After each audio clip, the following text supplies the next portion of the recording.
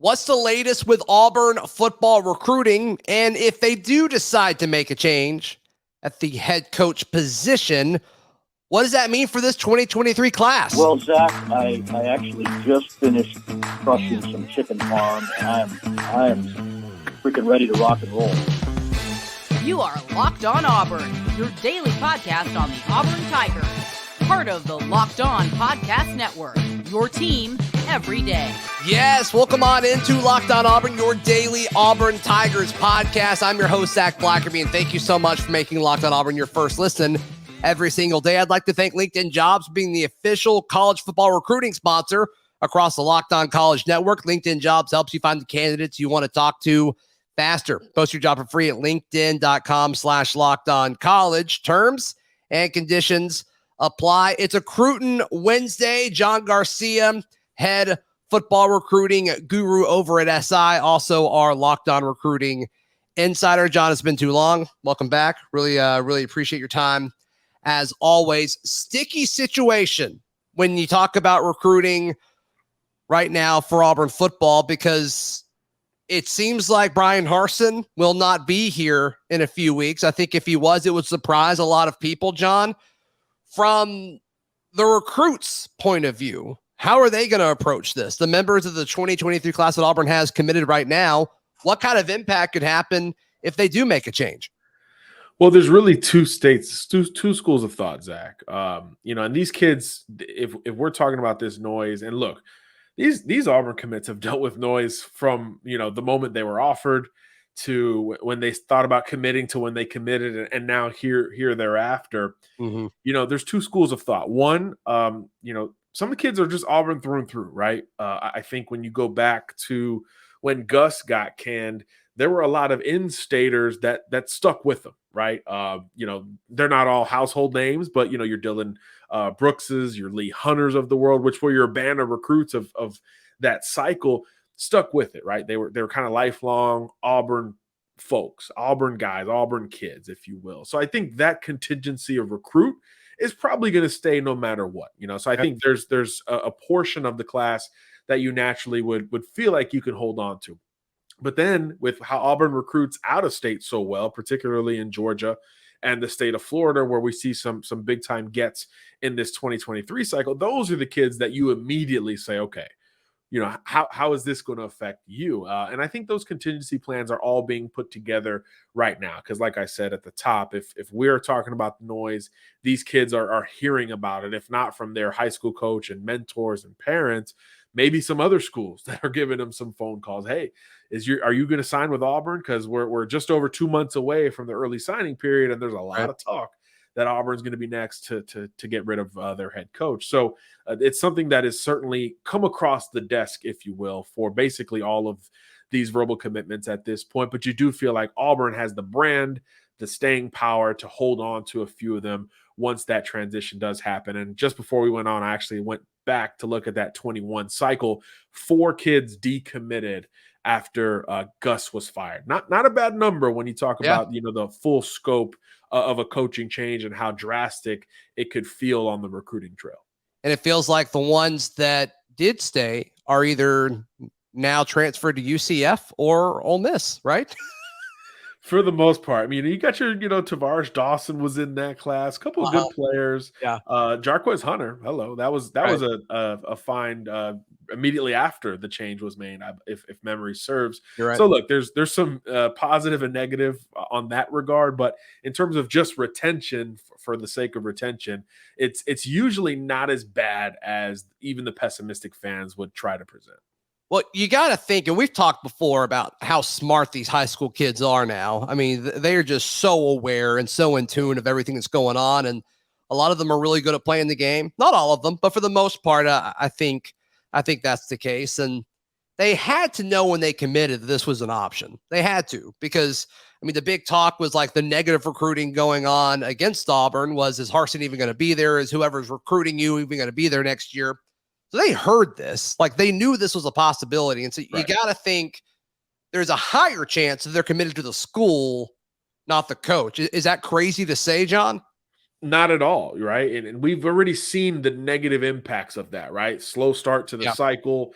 all the misses on the quarterback front, notwithstanding all of that stuff, all that damage has kind of already been done. And on the positive end of this, if Harsin is either rebounds and figures it out and everybody's happy, or a new coach with a bigger name and more of a reputation comes in, there's also an opportunity to fall up for some of these recruits where it's like, hey, I would like to stay, but maybe this new coaching staff doesn't really view me the same way. So it really does work both ways. So there's an opportunity for both the staff, new and old, and the recruit to sort of fall forward here. So it's usually not as drastic as we think, but certainly all 10 of these verbal commitments have already, at a minimum by now or this week, been told, hey, you need to make a phone call. Do you have an official visit left? It's something to consider. And it's also worth reminding your audience that if a coaching change does happen,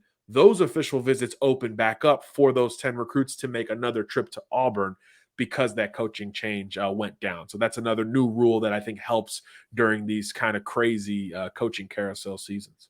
Could that, in theory, be good? You get them right after the season and you get them all back, and then maybe some other kids as well, kind of not necessarily a big cat weekend, but you have something like that where you have a bunch of dudes that are really serious about Auburn very late in the process on campus. I think there's a positive way to spin that, right?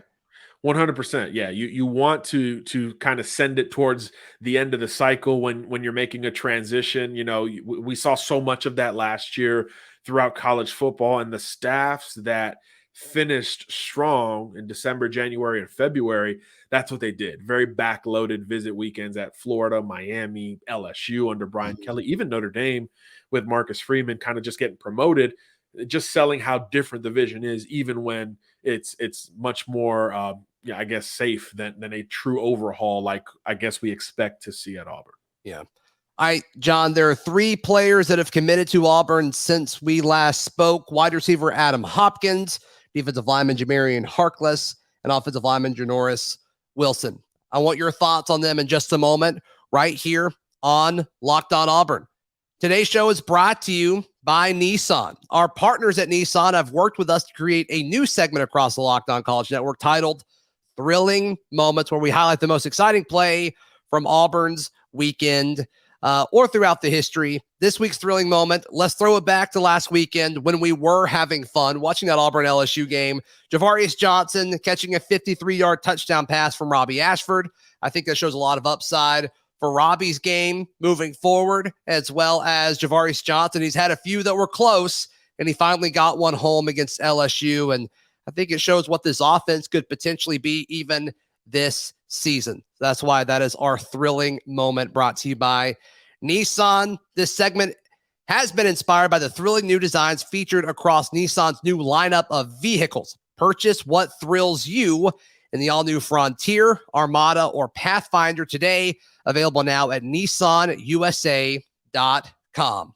Today's show also brought to you by our friends at Frisky Whiskey. If you're in the Auburn, Opelika, Lee County area, Frisky Whiskey is about a 15 to 20-minute drive down I-85. As soon as you get into the state of Georgia, you'll see billboards all over the place pointing you in the right direction to see our friends at Frisky Whiskey. And once you arrive there, you will step foot into 10,000 square feet of selection, 10,000 square feet of value, and it's the best place to buy your liquor, whether it's your beer, wine, whiskey, vodka, tequila, whatever it may be. You're not going to find it cheaper anywhere else than at Frisky Whiskey. So type it into your phone's app store. And if you are in Atlanta and coming in town, it's right off of I-85. It won't slow you down a bit. Thank you to Frisky Whiskey for partnering with Locked On Auburn. John Garcia, let's start with the wide receiver, Adam Hopkins, a 4-star, decent size, 6 foot, 170. John, when I saw this news, if it's a wide receiver with a last name Hopkins, I'm down.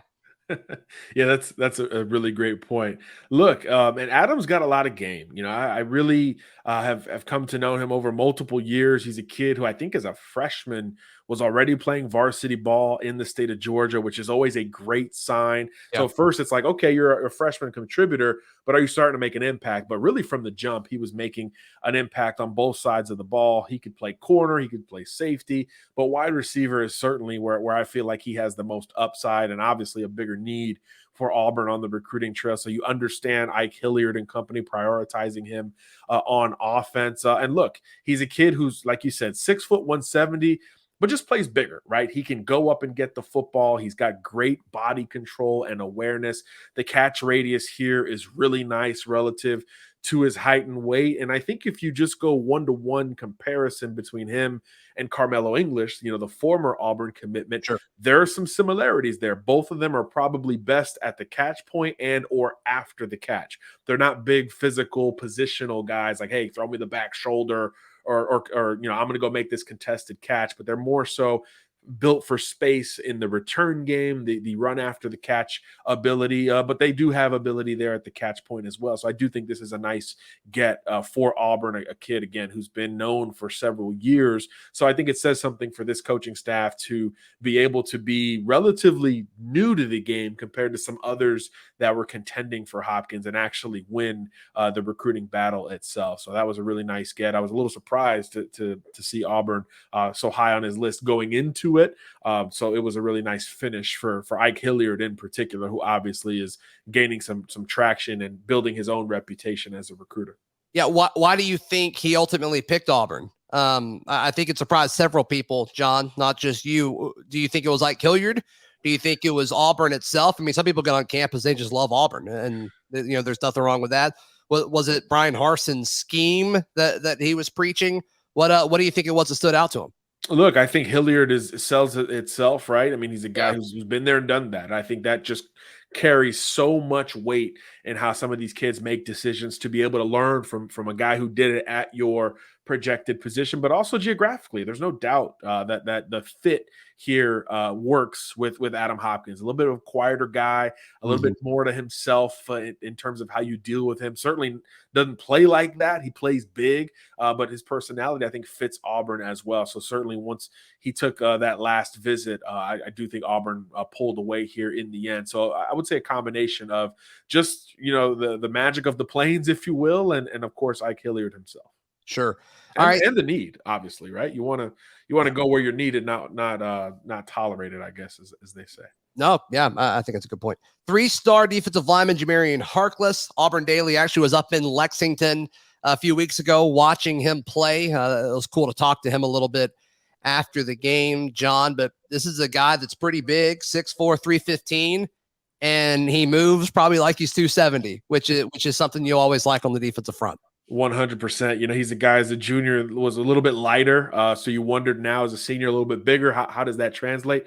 He's still just making moves relative to his size. He actually had a scoop and score return touchdown last week as I was looking at some recent video of him. So yeah, he's got a great combination of inside out quickness and rushing ability, and there's some showman to this kid's game. There's some fun to him, some pizzazz, if you will, which you want on the defensive interior, right? You want a guy who is big and physical enough to do it, but also has enough to carry his own weight, in the meeting rooms and in recruiting and helping others jump on board. So I thought that was a really nice get for the Auburn Tigers. And look, a guy who a lot of people thought Ole Miss was in really good shape for. I believe he's committed somewhere in the Big Ten before that point. So there's been some ups and downs and some twists in this recruitment. So another good sign to win another late recruiting battle in this front. And when you win in the trenches in the SEC, it just means more, as the slogan suggests. There it is. Yeah, and you talk about need. You talk about need and path to playing time with Hopkins at receiver. Harkless at defensive line. I mean, there's about to be a mass exodus in Auburn's front seven after the season.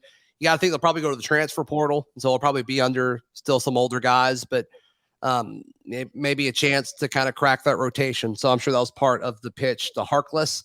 And then 3-star offensive lineman Janoris Wilson, big body guy, 6'5", 285, closer to your neck of the woods down in Lakeland, Florida, John. This guy seems like a riser to me. I was looking at his stuff and looking at his measurables and reading about him, and it's like, okay, yeah, I know it says he's a 3-star, but this sounds like a really, really solid get for Auburn. And we'll see where he plays at the next level, but get excited. He plays tackle in high school. So he's a right tackle at Lakeland, which is really one of the premier high schools in the state of Florida. He transferred there this offseason. So certainly, like you said, that rise, it makes sense, right? There are more eyeballs on Lakeland High School than just about any high school in the state of Florida. So he's playing with fellow elite players. It means more coaches are coming through, and his offer started to pile up here really quickly. He's kind of an attitude player. The technique is still a little bit raw.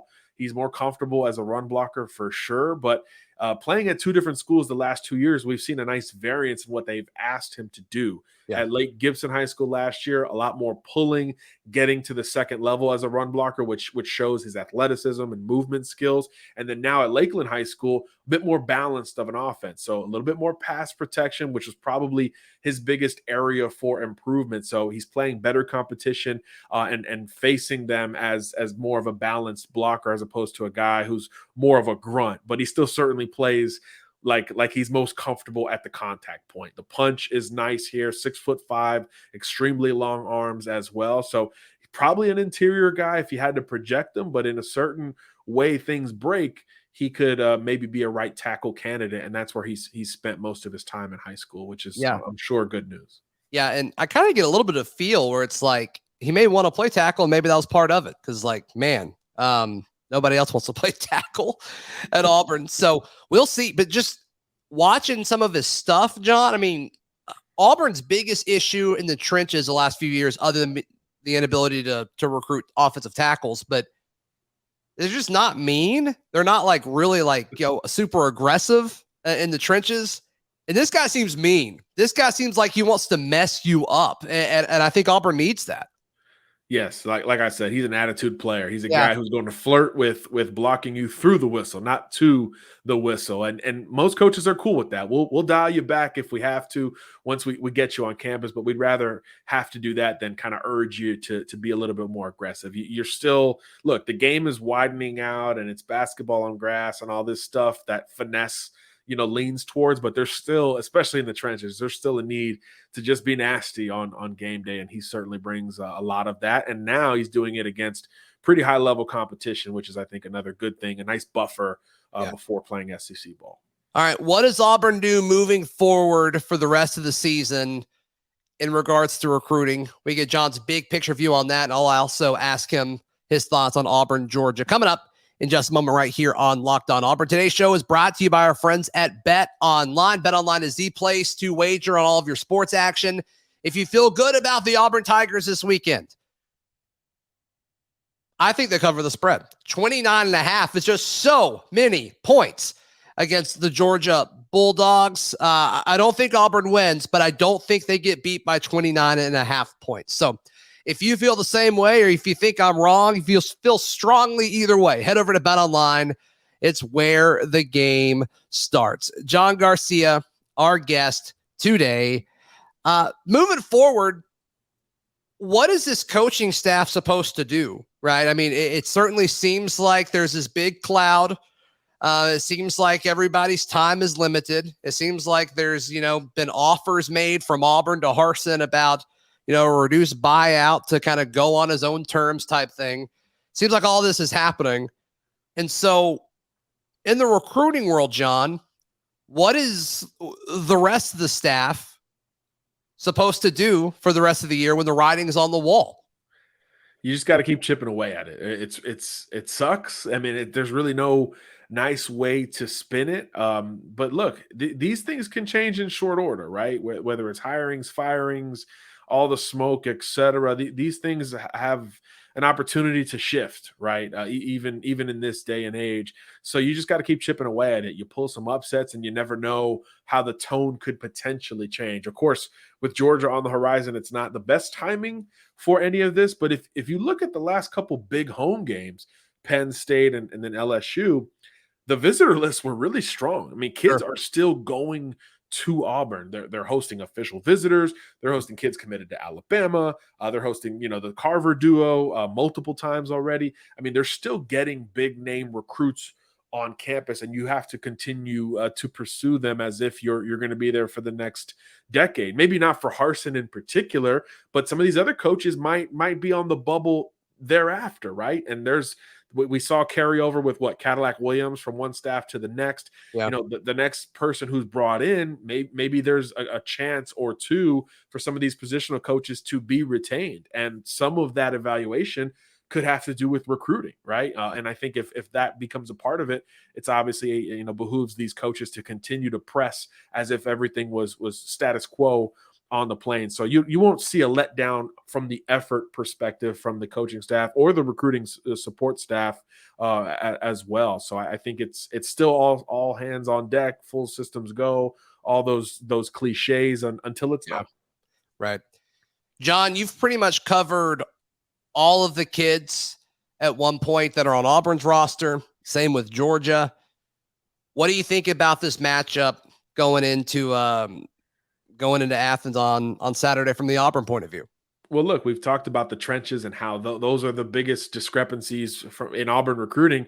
So we see that on the field as well. And I think against Georgia, I think that's something that can be highlighted. But I do think with Robbie Ashford, you have a little bit more flexibility in what you can do. You certainly have got nothing to lose from a schematic standpoint. So challenge the discipline of Georgia as much as you possibly can. Try to get up on them early, which obviously, if Missouri can do it, and Auburn was much better than Missouri for the majority of that game, even though it got really funky there at the end, there's an opportunity for Auburn to do the same, although you also don't expect Georgia to be somewhat flat 3 weeks in a row. But look, they're college kids.